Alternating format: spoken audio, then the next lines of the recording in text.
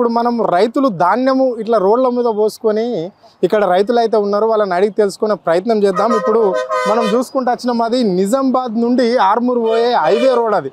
So ఇది bypass road.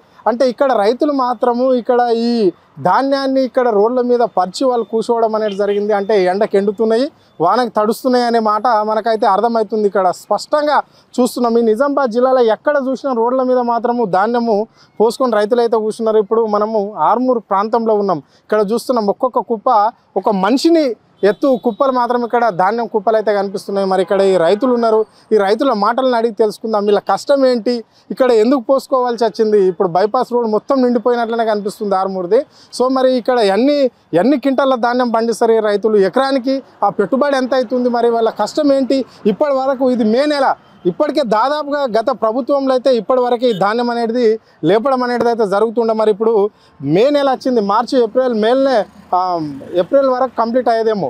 ఇప్పుడు మరి మే నెల వచ్చింది. సో మరి ఇప్పుడు మే నెల కూడా ఎందుకు ఈ రైతుల దగ్గర ఈ ప్రభుత్వం ధాన్యం కొనలేకపోతుంది ఏంటి, మరి ఎందుకు ఎండవోసినవి ఉన్నాయి. ఇప్పుడు మనం చూస్తున్నాం ఇవి గలగల అయిపోయినాయి, అయినప్పటికీ కూడా ఇంకా ఇట్లనే ఉన్నాయి. కొంచెం పచ్చి ధాన్యం కూడా ఉంటుంది వర్షాలకు తడిచి.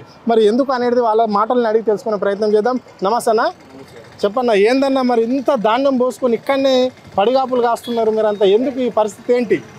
నా పేరు నవీన్ రెడ్డి అన్న, నేను ఆర్మూర్ చెందిన రైతుని. ఇది మా దరిద్రమో ఏందో, మేము అనవసరంగా ఈ 6 హామీలు అని చెప్పి నమ్మి కాంగ్రెస్ కోటేసి మేము దరిద్రాన్ని నెత్తిన పెట్టుకున్నాము. ఇప్పుడు నా అడ్డు 9 రోజులు అవుతున్నాయి, అక్కడ కుప్ప చేసి ఉన్నాయి. 9 రోజుల నుండి నేను సొసైటీ ఎంబట ఈ అధికారులు ఎంబట అందరు ఎంబట తిరుగుతూ ఉన్నా కానీ ఎవడు రిప్లై ఇచ్చింది లేదు. వచ్చి అమలు లేరు వాళ్ళు లేరు అని చెప్పి 6 అమలులతో ఇప్పుడు నడిపిస్తున్నారు. ఇదే ఇంతకుముందు జీవన్ రెడ్డి గారు ఎమ్మెల్యే లెక్క ఉన్నప్పుడు 20-30 మంది అమలు వచ్చి 4 రోజులలో ఈ కుప్పలన్నీ లేచిపోతుండే. ఇప్పుడు వర్షం పడ్డా ఎండ కొట్టినా వచ్చినా వాళ్ళు వచ్చి ఆన్సర్ చెప్పేది మాకు అధికారులు లేరు, సంచులు లేవు, అవి లేవు అని చెప్తున్నారు. ఇప్పుడు 9 రోజుల నుండి ఎండిన కుప్పలు ఉన్నాయి, ఇప్పుడు ఎండ పోసే కుప్పలు కూడా పక్కకున్నాయి. ఎండపోయనికి కూడా ఈ సంచులు తీసేస్తేనే ఎండపోయనికి ఛాన్స్ ఉంది.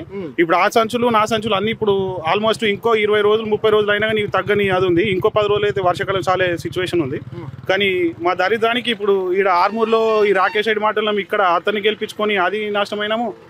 అధికారంలో కాంగ్రెస్ ప్రభుత్వం ఉండి కూడా మాకు ఏం చేయలేక ఈడ బాధ అవుతుంది. అంటే కాంగ్రెస్ ప్రభుత్వం రైతుల ప్రభుత్వం కాబట్టి రైతులకి ఎలాంటి ఇబ్బందులు ఉన్నాయి అంటే ధాన్యంకు గిట్టుబాటు ధర ఇస్తున్నాము. అవసరమైతే ప్రభుత్వం ఎన్నికల మేనిఫెస్టోలో కూడా చెప్పడం అంటే జరిగింది కాంగ్రెస్ పార్టీ, బోనస్ పైసలు కూడా ఇస్తున్నాం రైతులకు, రైతు భరోసాతో పాటు అంటున్నారు. అది వాస్తవమేనా? అది వాస్తవం అయితే మా బాధకి ఇది ఎందుకుండే అన్న. కాంగ్రెస్ ప్రభుత్వం రైతు ప్రభుత్వం అయితే కేసీఆర్ నా పేరు తీయాలని రేవంత్ రెడ్డి నెత్తినోరు ఎందుకు కొట్టుకుంటాడు. అదే నేను చేసిన అబ్బాయి రేవంత్ పేరు తీస్తే ఎందుకు చేయకుండా మా బాధ చూడాలి కదా ఫస్ట్ వాడు. అదే నేను రైతు ప్రభుత్వం అంటే ఈ రోడ్ల మీద మేము ఉండి అందరికి చూపెట్టుకోవాలా రైతులు ఇక్కడ ఉన్నారా బాబు చచ్చిపోలేరని చెప్పేదానికి మేము రోడ్డు వెళ్ళి ఇచ్చి పెడుతున్నాం. అది మరి బోనస్ ముచ్చట ఏమైందే. ఇప్పుడు వ్యవసాయ శాఖ మంత్రి తుమ్మల నాగేశ్వరరావు అంటున్నాడు రైతులు మాత్రం రైతు భరోసా పైసలు అడుగుతలేరు, కేవలం బోనసే కావాలంటారు. ఇది ఎంతవరకు కరెక్ట్ అనుకోవచ్చు? అంటే రైతులు ఎవరైనా రైతు భరోసా కాదని అనుకుంటారా? బోనసా భరోసా ఇప్పుడు లేట్ చేస్తే మేము ప్రైవేటు మిల్లర్లకు అమ్ముకోవచ్చు అనే ఉద్దేశంతోనే ఇంత లేట్ చేస్తున్నాడు. అదే ఇప్పుడు మేము గవర్నమెంట్కి ఇచ్చేసుకున్నాం అనుకో, వాడు బోనస్ ఇవ్వాలి. వాడు కొనడానికి వాడి దగ్గర ఏం కొనడం చేతగాకనే ఇప్పుడు మేము లేట్ చేసి మళ్ళీ ఇక్కడ రోడ్డు మీద నిల్చోబెట్టి ప్రైవేట్ మిల్లర్లకు అమ్ముకునేలా ప్లాన్ చేసి మరి మళ్ళీ ఇట్లా రోడ్డు మీద అందరం ఇప్పుడు ఆల్మోస్ట్ ఒక 150-200 రైతులము రోజు ప్రొద్దున 10కి వచ్చి రాత్రి 10 వరకు ఇక్కడ కావాలి. మళ్ళీ నైట్ దొంగల భయంకు మళ్ళీ కావాలి. ఆడ మీదికెళ్ళి మళ్ళీ ఒక వర్షం బాధ ఒకటి. ఇప్పుడు తాటిపత్రులు అవన్నీ తెచ్చుకొని కిరాయిల మీద పడి ఆడు భరోసా రాదు, ఆ బోనస్ రాదు, ఈ అడ్లు పోవు. మరి ఇప్పుడు మే నెల ఇది అంటే గత ప్రభుత్వంలో ఎప్పటి వరకు ఈ ధాన్యం లేపుతుండే, మరి ఇప్పుడు ఇంత లేట్ ఏంది?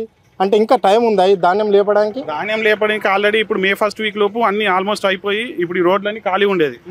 ఇప్పుడు ఇది జీవన్ రెడ్డి పుణ్యం ఈ బైపాస్ వాడన్నా ఈ రోడ్ ఈ అడ్లు మేము పెట్టుకోనికి ప్లేస్ ఉంది. లేకుంటే ఇంట్లలో ప్లేస్ లేక తోటలలో ప్లేస్ లేక అవి ఆల్రెడీ ఇప్పుడు కింద భూమి మీద వేస్తే చెదలు పట్టిస్తుంటే, లేదు అంటే వర్షం కనిపోయి ఇది అయిపోతున్నాయి. ఈ రోడ్లు వేసుట్లన్నా మంచిగా ప్రైవేట్ కళ్ళం కట్టించినట్టు అయిపోయి ఇక్కడ అందరం స్టోర్ చేసుకుని పెట్టుకోవాల్సి వస్తుంది. లేదు అంటే కోల్డ్ స్టోరేజ్లను అక్కడ కిరాయికి తీసుకొని అక్కడ పెట్టుకోవాలి. వీడైతే కొనే ఉద్దేశంతో లేడు అని మాకు అనుకుంటున్నాం, మేము అనుకుంటున్నాం. మరేంది కొనే ఉద్దేశం ప్రభుత్వం లేకపోతే రైతుల సంక్షేమ ప్రభుత్వం అని ఎట్లా చెప్తాడు ముఖ్యమంత్రి?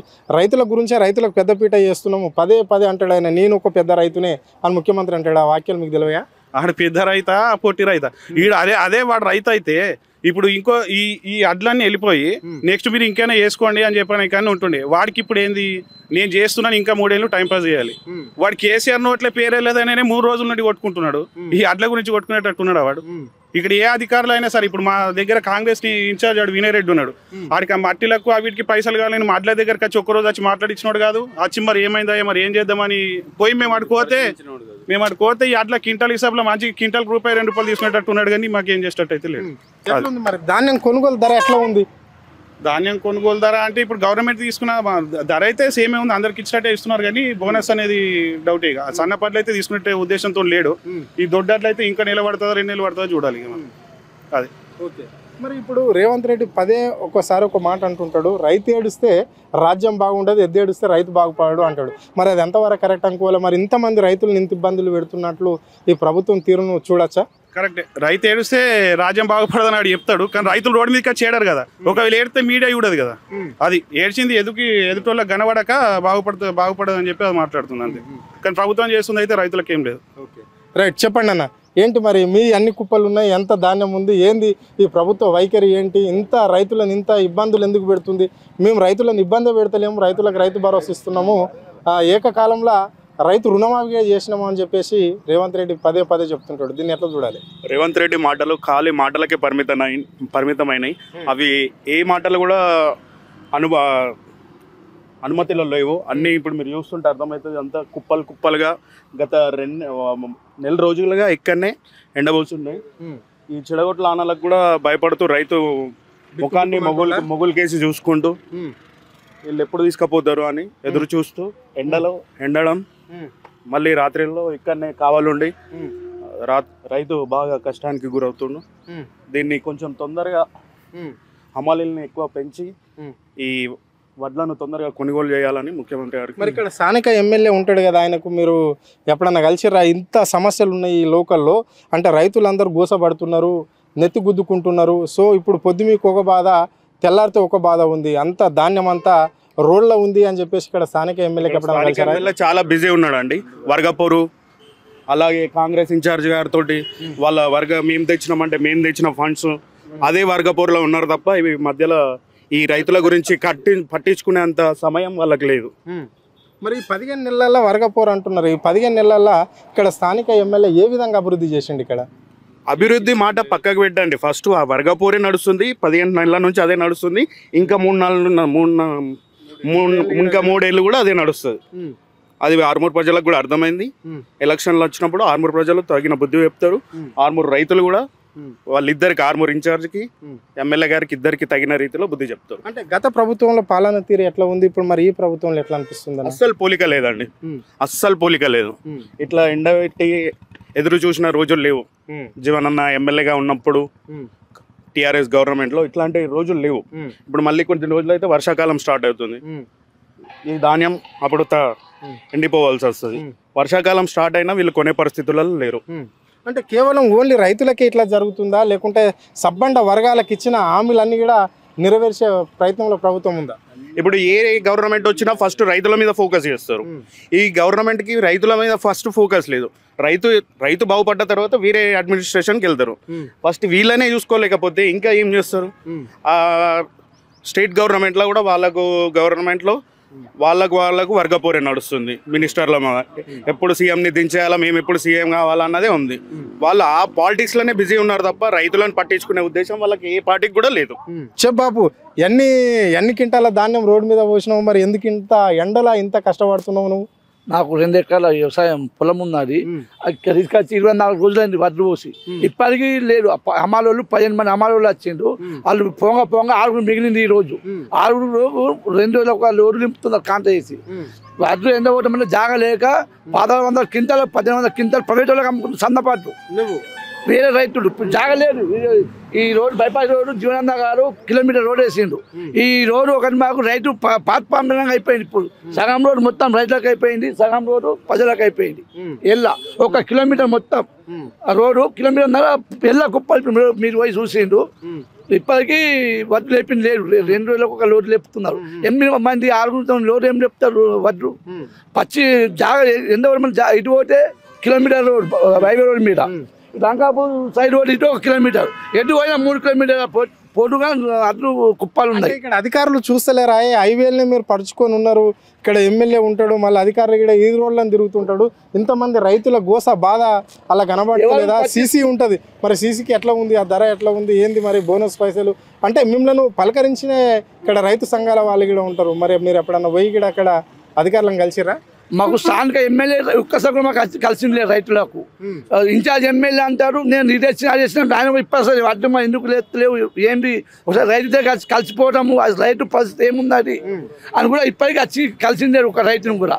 స్థానిక ఎమ్మెల్యే కానీ ఇన్ఛార్జ్ నియోజకవర్గం ఇన్ఛార్జ్ అయినా కానీ కాంగ్రెస్ ఇన్ఛార్జ్ ఎవరు వచ్చి కలిసింది లేదు మాకు రైతులకు. మన జీవనన్న గారు మన వారంలో కింద వచ్చి కలిసిపోయిండు, కలెక్టర్ కాంప్లైంట్ చేస్తాను అన్నారు, మరి చేసిన లేదు. మన రైతులకు వచ్చి కలిసిపోయింది మొన్న ఒక వారం రోజుల కింద. అంతే తప్ప ఇంక ఇప్పటికేం లేదు. మాకు కరోనా కూడా 4 సంవత్సరాల కింద కరోనా టైంలో కూడా 4 రోజులకు వడ్లు లేపిండు. 30 మంది లేబర్ ఉంటుండే, 30 మంది లేబర్తో బీహార్ లేబర్తో వడ్లు లేపించిండు. ఇప్పుడు ఏంటి 15 మంది వచ్చిండు, ఇప్పుడు లాస్ట్కి వస్తే 8 మంది మిగిలిండు, 6 మిగిలిండు. ఏం లేపుతారు? 1800 కింద సన్నపడ్లు. ఎందుకంటే తలసిపోతే వర్షంగా తలసిపోతే బాధ అయితే మొలకత్తా అని చెప్పేసి 1800 కింద అమ్ముకుంటుండ్రు. ఏదో మేము కుప్ప పోసుకొని ఎండ పెట్టుకున్నాం కాబట్టి తాత్పత్రులు కప్పుకొని బోనస్ ఇస్తాడు అని ఆశ మీద తాత్పత్రులు కప్పుకొని ఇక్కడ మేము ఉంటున్నాము. చూడు ఎలా కుప్పలే, ఇంకా జాగం లేడు, ఆ కుప్పలు ఉన్నాయి, కొత్త రాజ్యం జాగలేడు. ఆ రోడ్ల యాక్సిడెంట్ అవుతున్నాయి, ముందు ఒక యాక్సిడెంట్ అయింది, ముందు ఒకటి అయింది. ఏం చేస్తావు? రైతు బాధ వాళ్ళు పాపం అధికారులు ఏమంటారు, పోలీసులు కూడా ఏమంటారు. ఎందుకంటే రైతు కోసం పట్టించుకుంటారు కాబట్టి వాళ్ళు ఏమంటారు పోలీసు వాళ్ళు, లేకుంటే వాళ్ళు పోలీసు వాళ్ళు గుదవాలుంటుండే. అంటే కాంగ్రెస్ గవర్నమెంట్ లేరు, కనీసం పోలీసులకు ఉన్న గౌరవం కాంగ్రెస్ గవర్నమెంట్కి లేదు. గింత కూడా ఇలా మా పరిస్థితి లేని ఘోరంగా ఉందా. 26 రోజులు నన్ను తీసుకొచ్చి 2 ఎకరాల వడ్లు సన్నపడ్లు. కరోనా టైంలో కూడా మాకు 4 రోజులు అట్లు అయిపోయింది. 30 మంది లేబర్లు సొసైటీ నుంచి. చెప్పండి ఏందన్నా, ఏంది పరిస్థితి ఏంటి? చూస్తున్నావు కదన్న, నీకైతే తెలియంది లేదు, మీరైతే చూడండి లేదు. ఏప్రిల్ 4వ తారీఖు నుంచి చాలు చేసినాం కోసుడు. మే 4 వచ్చింది, మే 15 దాటితే ఇదంతా ఉత్తదే, చేసిన రెక్కలు పోతాయి. ఎందుకు ఉత్తది అవుతుంది? మొత్తం వానకు తడిసి మొత్తం గంగల పోతుంది. ఇక వాళ్ళు ఇప్పుడు మన్ను తోడుతురు కదా, ఈ ఎమ్మెల్యే ఈ దొర ఈ దొంగ మన్ను తోడుతున్నారు కదా, ఆ మన్నులో పోయి ఆడ పోతాం. ఇక మొత్తం కుప్ప పోసి గంగల పోతాం మేము. మొత్తం ఆర్మూర్ ఏరియా అంతా కట్టగట్టుకొని పోయి గంగల దూకుతాం. ఏం లేదు ఇక ఈడేం చేస్తలేడు, ఆడేం చేస్తలేడు. చేసిందంతా రైతుల కష్టం మొత్తం ఆడ దోసుకొని తింటున్నారు. మరి అట్లన్నా సరే కింటాలకు 30 రూపాయలు ఇస్తాం, సరి 15 రూపాయలు అమలు తెప్పిర్రి పెట్టిర్రు. కమిషన్ కావాలంటే సంచికి ఈడుకో 15 రూపాయలు, ఆడుకో 15 రూపాయలు ఇస్తాము పెట్టిర్రి. అమలోడు బతకకుండా చేస్తున్నారు ఈ కడ్లు. అంతా దొంగలయ్యారు. ఒక్క రైతు బంధు లేదు, రైతు భరోసా లేదు, రైతు బీమా లేదు. ఆడు బోనస్ అన్నాడు, బోనస్లా మన్నువాడ ఆడు ఓడికి ఇచ్చి గంగల పోయిండు. కానీ ఆ బోనస్ కోసం సన్నపాట్లు వేసుకుంటే మొత్తం అంతా కలిసికపోయినాం, మొత్తం కలిసికపోయినాం. ఇక మీకే తెలియాలి, ఇక మీరే లేపాలి ఇవన్నీ. మీరే విలేకరులు వచ్చి సంచులు కొట్టుకుంటా లోడ్ వేసుకుంటా వదిలంటే ఇక మాకు తిరిగి పడుతుంది. మీరే ఎక్కరు అమలుల కంటే. మరి రేవంత్ రెడ్డి అంటున్నాడు మొత్తం రైతుల ప్రభుత్వం ఇది, రైతుల పక్షం ఉండే ప్రభుత్వం ఇది, కాబట్టి రైతులకు ఎలాంటి ఇబ్బందులు లేవు, వాళ్ళకు రుణమాఫీ చేసినాము, రైతు భరోసా పైసలు ఇస్తున్నాము, బోనస్ గీడు ఇస్తున్నాము, వాళ్ళకి పెట్టుబడి సాయం కింద అనేక విధంగా రైతును ముందుకు తీసుకుపోవడమే మా ప్రభుత్వ ధ్యేయం, లక్ష్యం అని చెప్పేసి ముఖ్యమంత్రి అంటుండే వాక్యాలను మీరు ఎట్లా చూస్తారు? ఏం చూసేలేదు ఇక ఈ ప్రభుత్వం అంతా అయిపోయింది. 15 నెలల పాలన అయిపోయింది. ఓడికి ఇది వరకు ఓడికి 100% రైతు బంధు వచ్చింది లేదు, బోనస్ వచ్చింది లేదు, పెట్టుబడి లేదు, మొత్తం సొంతంగా చేస్తున్నాం. సరే చేసిన పంట అన్న ఈడికే లేపుతాడా అంటే అది కూడా లేపేటట్లేడు. ఇక రుణమాఫీ కూడా ఏదో బ్యాంకుల 100 మంది ఉంటే 4గురికి వచ్చింది, మళ్ళీ వాళ్ళకే వచ్చింది, వేరే వాళ్ళకి రాలేదు. ఇక వాళ్ళకి సంబంధించిన వాళ్ళకే వచ్చింది. చెప్పండి అన్న, ఎట్లా మరి ప్రభుత్వం వైఖరి ఈ విధంగానే ఉంటే ఇట్లా రైతులను మోసం చేస్తే మరి ఎట్లుండబోతుంది ముందు ముందు మీ కార్యాచరణ రైతులది ఎట్లుండబోతుంది ఈ ఆర్మూర్లో?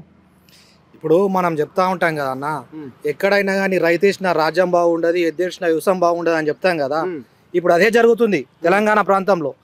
తెలంగాణ ప్రాంతంలో ప్రతి నియోజకవర్గానికి ఒక ఎమ్మెల్యే ఉంటాడు, కానీ ఆర్మూర్ నియోజకవర్గానికి 2 ఎమ్మెల్యేలు ఉన్నారు. ఇక్కడ ఒకడట పబ్లిక్ ఓట్లేస్తే గెలిచినోడు అని ఒకటి చెప్పుకుంటున్నాడు, ఒకడు నన్ను సీఎం పెట్టిండు, నన్ను ఇన్ఛార్జ్ పెట్టిండు అని ఒకడు చెప్పుకుంటున్నాడు ఇక్కడ. కానీ వాళ్ళు నా ప్రోటోకాల్లు నన్ను మా కాంగ్రెస్ పార్టీ అధికారంలో ఉండి నేను ఎమ్మెల్యేగా చేస్తాను ఒకడు చెప్పుకుంటున్నాడు. ఒకడు ఏమంటున్నాడు, నేను బీజేపీ పార్టీ అది ఇది, నాకు ప్రోటోకాల్ కావాలా, నాకు వాళ్ళు ఇస్తలేరు, విలువ ఇస్తలేరు, చేరిస్తలేరు అని ఇదే అంటున్నారు. కానీ రైతుల గురించి పట్టించుకున్నోడు, రైతుల ఇప్పుడు స్థానిక ఎమ్మెల్యే రాకేష్ రెడ్డి అనేటోడు ఉన్నాడు. ఇప్పుడు అతనిది అంకాపూర్ అంటే మన తెలంగాణ రాష్ట్రంలో రైతులు అంటే వ్యవసాయానికి ఒక ఆదర్శమైన రాష్ట్రం. ఇది ఒక ఊరు, ఒక తెలంగాణ రాష్ట్రానికి ఆదర్శమైన మంచి ఊర్లో పుట్టి ఒక చీడపురుగు లెక్క ఆర్మూర్లో తిరుగుతున్నాడు. ఆయనకి ఏం కావాలా, ఆయన బిజినెస్ మీకు తెలుసే కదా, శాండ్ బిజినెస్. ఆయనకు నేషనల్ ఇంటర్నేషనల్ చూసుకోవడానికే టైం లేదు. ఇక్కడ రైతులను చూడడానికి ఎక్కడ టైం ఉంటుందన్న? ఢిల్లీ, చెన్నై, మహారాష్ట్ర అనుకుంటేనే తిరుగుతాడు తప్ప ఇక్కడ మరి రోజు ఇప్పుడు నియోజకవర్గంలో తిరుగుతున్నాడు కదా, పెళ్ళిళ్ళు పేరెంటాలని. మరి ఇదే రోడ్లను పోయే రోడ్లనే ఈ అడ్ల కుప్పలు ఉన్నాయి కదా, ఒక రోజు వచ్చి మరి రైతు బాధ ఏంది అన్న, మీ పరిస్థితి ఏంది, ఇన్నిగా నా కుప్పలు ఎందుకు ఉన్నాయి, ఇటు 3 కిలోమీటర్లు ఇటు 3 కిలోమీటర్లు, ఇది అసలు మీ పరిస్థితి ఏంది, మరి ఇక్కడ ఎవరు అధికారి, నేను ఉన్నా కదా, నేను ఎమ్మెల్యేని అంటున్నావు కదా, మరి ఎమ్మెల్యేని అనేటోడివి మరి ఒకసారి సొసైటీ అధికారులకు ఫోన్ చేసో లేకుంటే వ్యవసాయ అధికారికి ఫోన్ చేసో ఒకసారి పిలిపించి వీళ్ళ పరిస్థితి ఏంది అని ఒకసారి అడిగితే తెలుస్తుండే. మరి వినయ్ రెడ్డి అనేటువంటి నిన్నదాకా మొన్న ఇట్లా నందిపేట పోయిండు, ఒక మినిస్టర్ ప్రోగ్రామ్ ఉంటే అని నిజామాబాద్ పోతున్నాడు. మరి పోతున్నావన్నా, నువ్వు పోతూ ఉంటే నీకు ఆడ నుంచి పడితే ఈడు దాకా నీకు వడ్లు సాగతం పలుకుతున్నాయి కదా, నీకు రైతుల కన్నీరు కనిపిస్తుంది కదా, మరి ఇది కనిపిస్తలేదా? మీరు రైతుల నీకు వేసిన వాళ్ళంతా మీ ప్రభుత్వం వచ్చింది కదా, మిమ్మల్ని ఓట్లు వేసి గెలిపించిందంతా రైతులే కదా, మరి రైతు కోసం మీకు వినిపిస్తలేదా? ఈ నుంచి పడితే ఆడదాకా 3 కిలోమీటర్ల మొత్తం అడ్లు ఉన్నాయి కదా, మరి ఒక్కసారి ఆపి మరి రైతుల పరిస్థితి ఏంది, ఎందుకు లేపుతలేరు అనే దాఖలాలు లేదు. ఎప్పుడు చూసినా మా ప్రభుత్వం ఇది ఏమన్నంటే ఇప్పుడు గంగమట్టి కొడుతుర్రట, ఇదే రోడ్ నుంచి వస్తున్నాయి, గంగమట్టి కొడుతురు. ఈడంటాడు ఎమ్మెల్యే ఈ ఒక్కొక్క లారీకి 2000 రూపాయలు కమిషన్ తీసుకుంటుండు వినయ్ రెడ్డి అంటుండు. మరి అదేదో మా రైతుల వడ్లకు కమిషన్ తీసుకొని అడ్లు లేపమని చెప్పండి, అప్పుడన్నా మేము సంతోషిస్తాం. మాకేందంటే అన్న లాభం కాదు, మేము కష్టాజీతంగా పండించిన కష్టం కాస్త మాది మిల్లుకి వెళ్ళిపోవాలని మా ఒక లక్ష్యం. మాకు ఇది వస్తే కోట్లు ఏదో వేసుకొని తింటాం మాల లెక్క కాదు, ఓన్లీ రైతు ఒకటే ఉంటుంది, పండించిన కష్టం వృధా కావద్దు. అంటే ఎకరకు ఎంత పెట్టుబడి పెడతారు? ఒక ఎకరానికి మినిమం ఒక 30-40 వేలు పెట్టుబడి పెడతాం పొలానికి. దొడ్డు మందు అని, ఊరియా అని, ఇప్పుడు ఈ రోగాలు ఎన్ని వస్తున్నాయి, ఇప్పుడు వైరల్ ఫీవర్స్ వస్తున్నాయి, గొల్కలని, ఇదని అదని, ఇక లాస్ట్కు ఇప్పుడు ఒకటే ఉందన్న, మేము అదే గొల్కల మందు సావాల్సి వస్తుంది తప్పితే ఈ లేపకుంటే ఇక మళ్ళీ ఇక మా ఊరికి 2 ఎమ్మెల్యేలు కాబట్టి ఆ 2 ఎమ్మెల్యేల పేరు మీద రావాల్సి వస్తుంది. కాబట్టి వాళ్ళకి ఒక బుద్ధి రావాలా. ఒకటే చెప్తున్నాం, మేము ఈ వడ్లు 3-4 రోజులలో లేపకపోతే మేము DBLPO ఆఫీస్కి పోయి 1000 మంది 10,000 మందితో పోయి ధర్నా చేసి అక్కడ రైతులు ఆత్మహత్యలకే పాల్పడతారని చెప్పి కోరుకుంటున్నాం.